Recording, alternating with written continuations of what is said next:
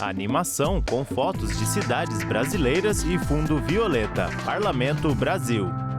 Mato Grosso estuda a construção de estrada alternativa mais segura para a Chapada dos Guimarães. Amazonas aprova a renegociação de dívidas de produtores rurais afetados pela seca extrema. Câmara do Distrito Federal debate a aplicação da Lei Paulo Gustavo com produtores de cultura locais. Desenho, artistas de rua, grafite, quadros e dançarinos. Oi, pessoal. Eu sou Andréa Alves e este é o Parlamento Brasil, um programa que desde 2006 é feito em parceria com as TVs legislativas de todo o país. A gente traz para você os assuntos que vão além de Brasília e mostra as decisões que impactam a vida do brasileiro país afora. Vamos lá? Animação na cor violeta e construção antiga ao fundo. Giro pelo Brasil. Você conhece a Chapada dos Guimarães, né? Andréa Alves. É uma das maravilhas naturais de Mato Grosso. É um local de grande interesse turístico. A questão é que a rodovia que vai de Cuiabá até o parque é considerada longa e perigosa. Para resolver o problema, a Assembleia Legislativa do Estado aprovou uma emenda do deputado Nininho para construir uma via alternativa que pode reduzir o tempo de viagem pela metade e aumentar a segurança. TV Assembleia Mato Grosso. As águas que embelezam o véu de noiva é também apreciar o rio Cochipozinho. Ele e outros que pulsam no Parque Reportagem Nacional de Anderson Chapada dos Guimarães Sartori. encontra o caminho paredões abaixo. A câmera se movimenta exibindo água e pedras de rio. E mais à frente, captadas pela estação de tratamento, abastecem praticamente metade da população Imagens de Cuiabá. Max Pereira. É um frágil e complexo sistema hídrico cortado pela MT-251, a estrada que liga Cuiabá à Chapada dos Guimarães. E isso, por si só, já oferece algum tipo de risco. Um acidente hipotético. Fernando Xavier, analista ICMBio. Contaminante. Se ele tomba numa ponte, no Rio Cochipó ou no Rio Claro, muito provavelmente grande parte desse manancial vai estar contaminado e pode afetar, inclusive, o abastecimento humano em Cuiabá, porque o destino certo dessa água é a estação de tratamento de águas do Tijucal. E não são poucos os acidentes na 251. No ano passado foram 71. 70 só este ano. 13 mortes desde 2022. A rodovia é apertada, cheia de curvas, acidentada. Desafiadora quando exige algum tipo de resgate. Major Rômulo Alves, piloto, Coordenadoria Integrada de Operações Aéreas. Então, para a gente, realmente é bastante complexo para determinar, escolher um melhor local para poder pousar para fazer esse resgate. Os 63 quilômetros de distância entre Cuiabá e Chapada cobram outro preço, tempo e dinheiro. Por conta das limitações da rodovia, o tráfego fica amarrado entre os veículos leves e pesados. Muitas reclamações das pessoas, por que ainda passa caminhão por aqui? Não era para passar caminhão. Roberto de Almeida, empresário. Fazer turismo, para a gente passear, tá tranquilo. Por que a gente fica nesses trens atrás de caminhões, atrás de ônibus, né? E a preocupação não é apenas sobre rodas. O inimigo também pode vir do céu. Aquele bloco está totalmente solto. Ele vai cair a qualquer momento. É iminente a queda desse bloco. Ele vai cair na estrada.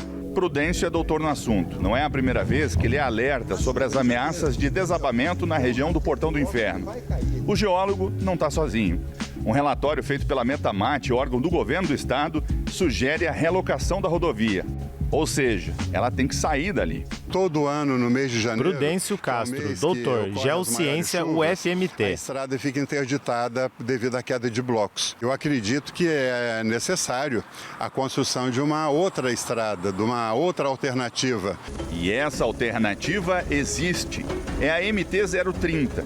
Foi idealizada pelo atual Lei Estadual número 9003 de 2008. Era deputado estadual.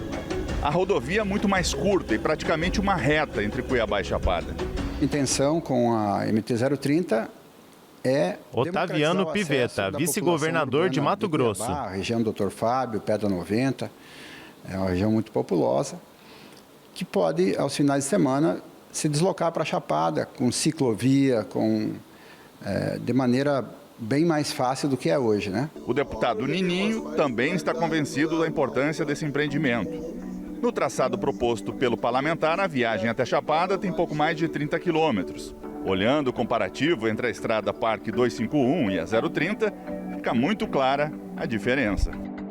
Essa rodovia vai fazer Deputado estadual Nininho, PSD. A Chapada dos Guimarães, que hoje já é um atrativo, um dos maiores atrativos turísticos nossos, venha desenvolver ainda mais. Com essa rodovia, eu não tenho dúvida, já tem lá grandes investidores na área imobiliária, estão se formando lá grandes condomínios e com isso vai surgir os grandes investimentos para nós transformar Chapada num Gramado, numa Canelas, num Campo de Jordão. Para o empresariado, expectativas. Somos pequenos produtores. Aqui nós temos da mandioca, uma banana. Lorivaldo Batista, produtor rural. Porcos, tudo isso. Vindo para cá, nós vamos ter uma maior facilidade para oferecer esses produtos nossos, que são produzidos aqui na nossa região. Eu já arrebentei 2 caminhonetes aqui. Wilson Alves, sitiante. Sinaleiro, cai tudo. Quando vem, tá tudo Perdeu os galão de comida que eu trazia para os bichos, perder tudo. Então não tem condições. E esse asfalto, se passar aqui, ligar a Chapada, isso aqui vai ser maravilhoso para todo mundo. É que todo mundo espera aqui. Já ocorreram alguns avanços nesse projeto. O deputado Nininho conseguiu incluir na LDO, Lei de Diretrizes Orçamentárias, recursos para a construção do empreendimento. Na chegada à Chapada, por conta da moaria, será o ponto mais desafiador. É questão de 4, 5 quilômetros ali que vai ter mais dificuldade de se achar uma solução. Mas nada que não seja possível.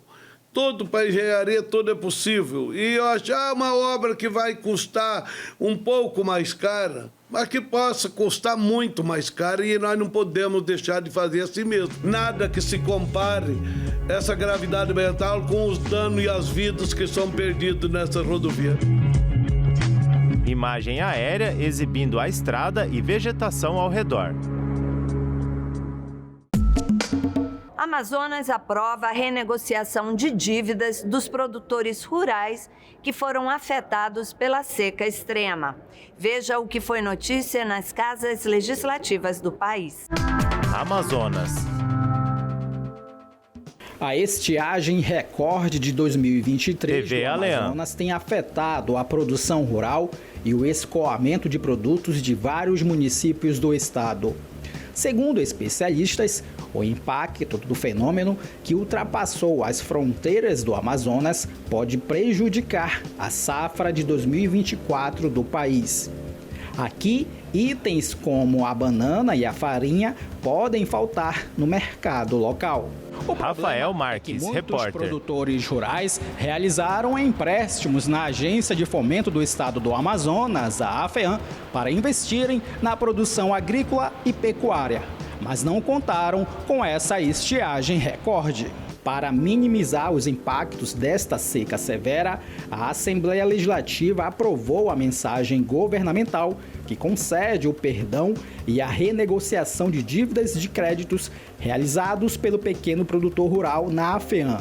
Eu apresentei, senhor presidente, no dia 21 de setembro, um requerimento. Deputado estadual Tiago Abraim, União. Essa remissão, essa anistia das dívidas dos produtores rurais. E hoje a gente vê esse projeto, no dia 17 de outubro, sendo colocado em votação. E eu tenho certeza que todos os colegas irão aprovar, porque isso irá fortalecer, irá beneficiar todos esses produtores que sofrem com essa grave estiagem. Os setores da indústria, comércio e serviços, com empréstimos vigentes, também afetados pela estiagem, poderão ter as dívidas renegociadas com a repactuação dos prazos de pagamento das parcelas. Roraima. O sonho movimenta, dá impulso TV para Assembleia a realização Roraima. dos sonhos. E o Hadrian tem muitos. Uma das profissões que eu quero seguir uma das principais são cirurgião, Hadrian Ritchell, 14 policial anos. federal ou civil ou advogado, porque envolve muita lei e eu gosto muito de me envolver nesses direitos. O meu sonho é descobrir novas fórmulas, novas teorias, para ter meu nome marcado na história. Motivar essa criançada a alcançar tudo isso foi a missão que a Magda assumiu ao decidir ensinar educação financeira para esses estudantes. Especialista na área, ela procura tornar o assunto simples e prático para os seus alunos. A educação financeira, você tem que ter um planejamento. Magda Paixão, professora de matemática. Então, qual é a sua meta para o futuro? É uma viagem, é um equipamento eletrônico. Então, tudo é possível, não é só porque eles são adolescentes, né, ou pré-adolescentes. Aí eles têm algum dinheiro que recebem, né, de aniversário ou de mesada, então eles podem estar poupando ou rentabilizando esse dinheiro, né, empreender para aumentar esse valor e conseguir adquirir aqueles que eles querem, né, que eles desejam. Essa é a primeira vez que o estado de Roraima participa da Olimpíada Brasileira de Educação Financeira e está sendo representada pelo Colégio Militarizado Beatriz Pedro Priu, Elias. repórter. No total, 104 alunos foram inscritos. Priorizar isso, a educação financeira, o conhecimento Gisele de suas Sodré, finanças, coordenadora né, pedagógica do colégio. Tudo, dentro do espaço escolar, é mostrar para eles que o que eles estão aprendendo dentro da escola tem funcionalidade fora da escola também. Isso não serviu só para os alunos, mas o interesse também dos pais, dos servidores, em observar, né, que essa realidade ela está mais perto do que nunca. Uma das alunas que está participando do processo é a Maria. O assunto no início pareceu difícil, mas com as aulas dentro de sala e no preparatório para a prova, ela pôde compreender melhor como utilizar a educação financeira no dia a dia. Eu queria participar por causa que eu não sabia o que era a educação financeira. Maria Eduarda de Souza, 14 anos. Eu queria aprender sobre isso, então essa foi uma das motivações para eu começar a participar. Aí nós aprendemos sobre como economizar, aprendemos sobre juros. Seja qual for a colocação que os estudantes do Colégio Pedro Elias alcançarem, se tornar um jovem consciente já é uma grande vitória. A Ana Gabriela, por exemplo, diz que continuará estudando sobre o tema para conquistar sua independência. Para conseguir alcançar minha dependência financeira mais rápido e para saber um pouco... Ana Gabriela Mello, 14 anos. Porque hoje em dia tem muito golpe pela internet sobre dinheiro e essas coisas. Aproximadamente 79 mil alunos estão matriculados na rede estadual de ensino em Roraima. E todos são beneficiados com a lei que criou o Programa Estadual de Educação Financeira Escolar, aprovado em 2021 na Assembleia Legislativa. Segundo a autora da proposta, a deputada Catarina Guerra, investir na educação é a forma de preparar homens e mulheres mais responsáveis e reduzir os índices de pobreza no estado. Quanto mais cedo a gente levasse essa informação... Deputada estadual Catarina Guerra, União, autora da proposta. Finanças, a gente ajudaria a tornar um adulto financeiramente mais saudável. Então é uma ação, uma consequência que hoje a gente contribui, mas que a gente vai colher frutos no amanhã. Animação de cor violeta e o Palácio do Congresso ao fundo, direto do Congresso. Limitar as decisões individuais em tribunais superiores é o objetivo de uma proposta de emenda à Constituição que foi debatida em sessão temática aqui no Senado Federal. A proposta já aprovada pela Comissão de Constituição e Justiça impõe limites às decisões individuais, também chamadas monocráticas, nos tribunais superiores. O texto estabelece que decisões que suspendam a eficácia de lei ou normas legais, ou ainda que suspendam atos do presidente da República e dos presidentes da Câmara, do Senado ou do Congresso, não podem ser tomadas por um único magistrado. O autor da proposta, senador Oriovisto Guimarães, citou exemplos de decisões monocráticas tomadas no Supremo, com repercussões na sociedade. Estendeu o auxílio... Senador Oriovisto Guimarães, Podemos, Paraná, autor da PEC 8 de 2021. 1946, liminar ministro Luiz Fux.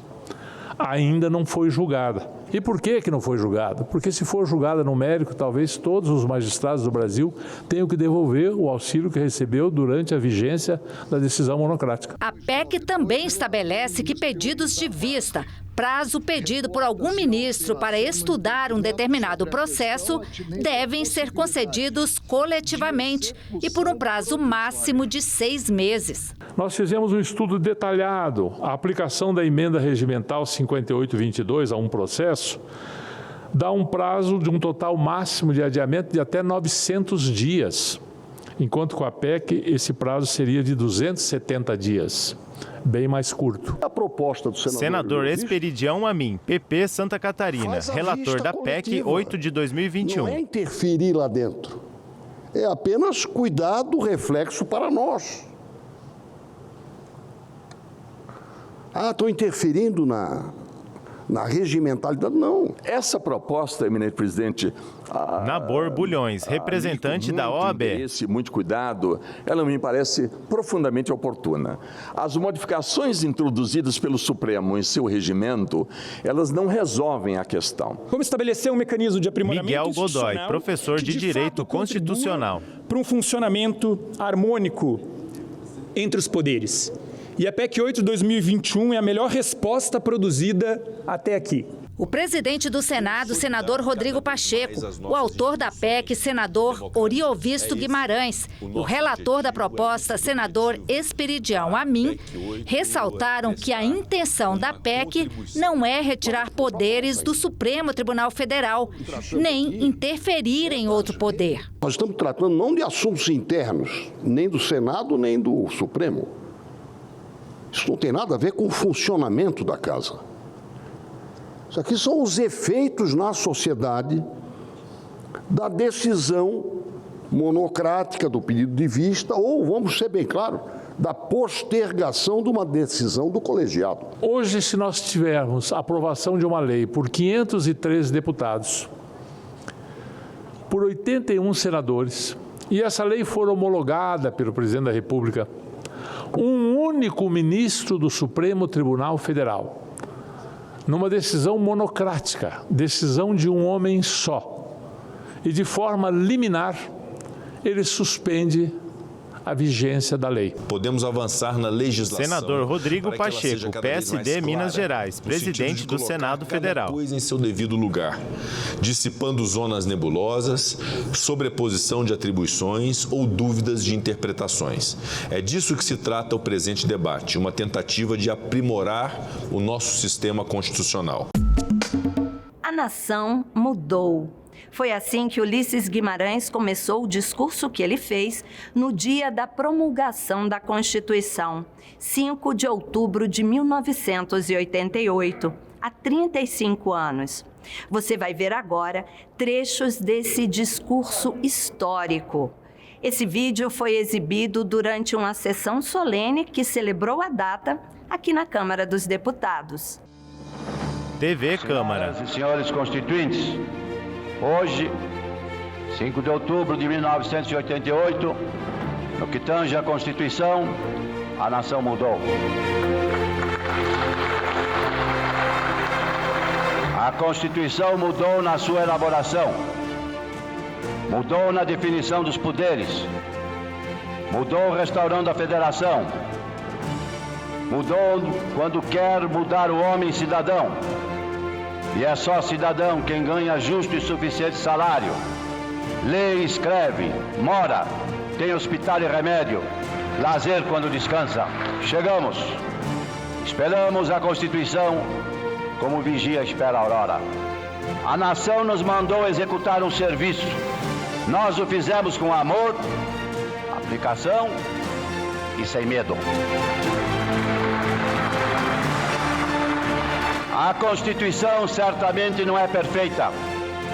Ela própria o confessa ao admitir a reforma.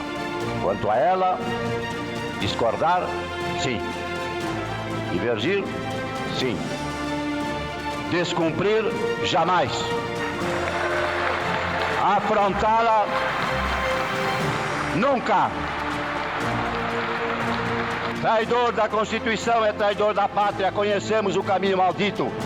rasgar a Constituição, trancar as portas do Parlamento, garrotear a liberdade, mandar os patriotas para a cadeia, o exílio e o cemitério.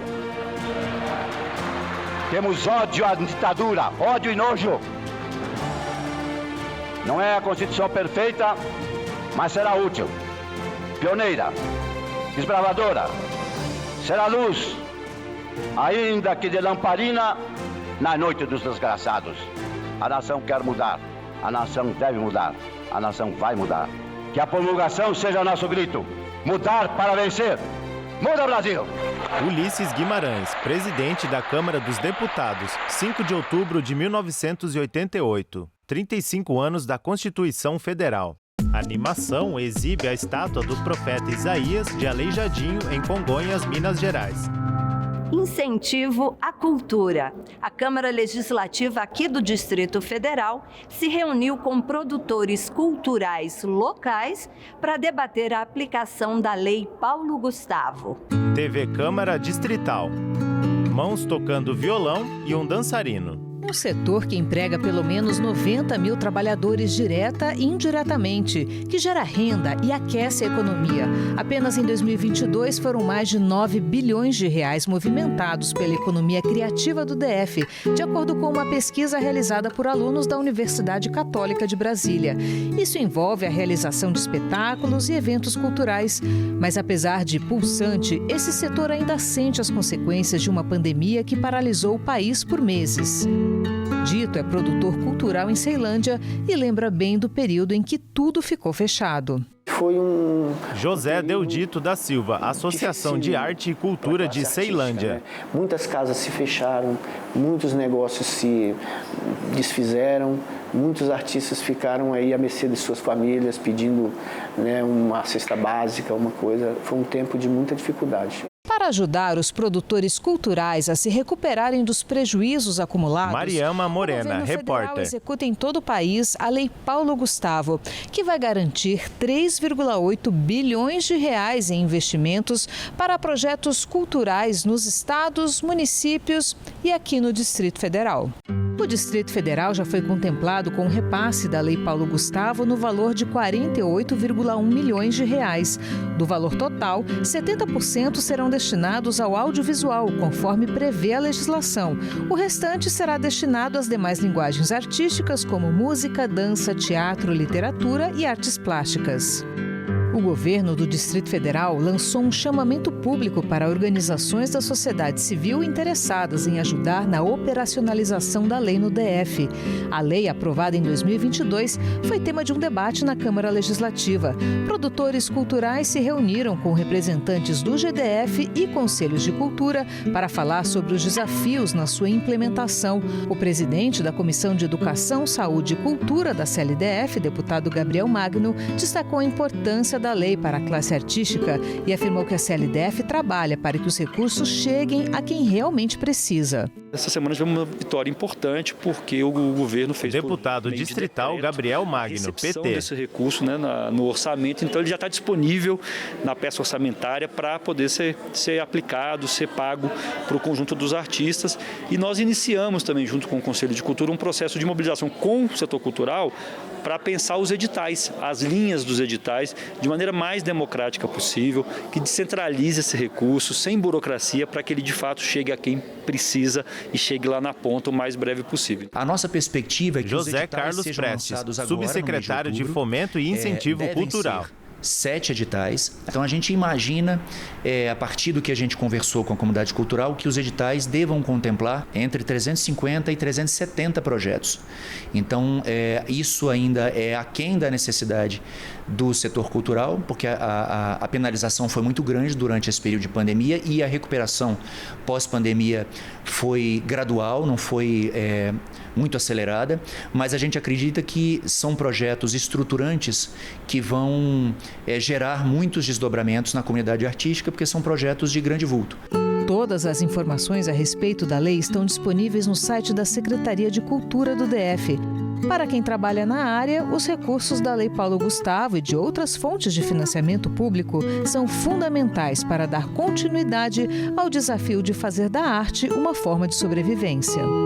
Nós vamos nos inscrever em todas as ações do governo para a cultura. Estamos nos preparando para isso, participar de todos os editais, porque nós entendemos que a cultura precisa desses recursos públicos.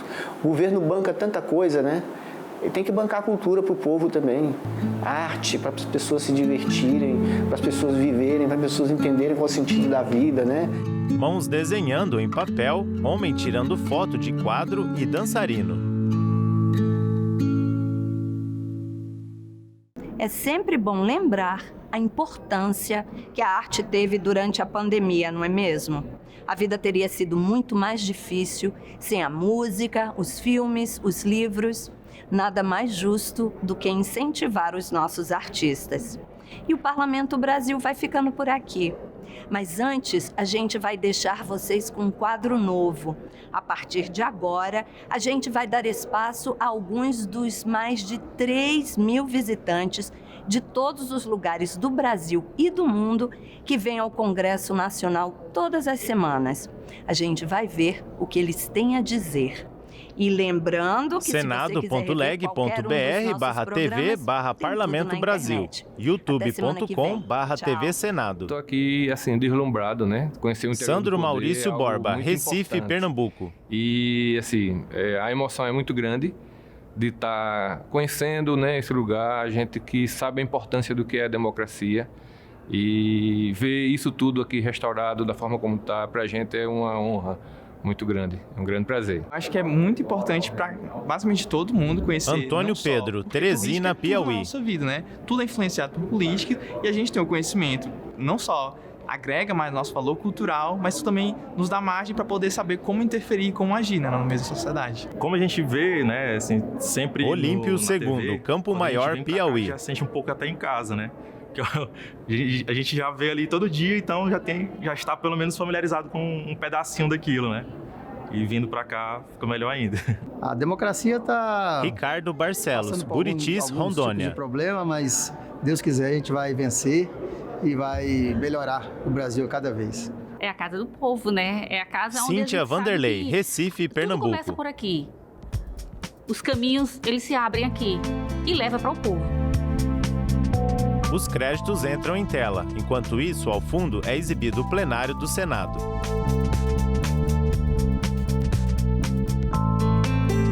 TV Senado 2023.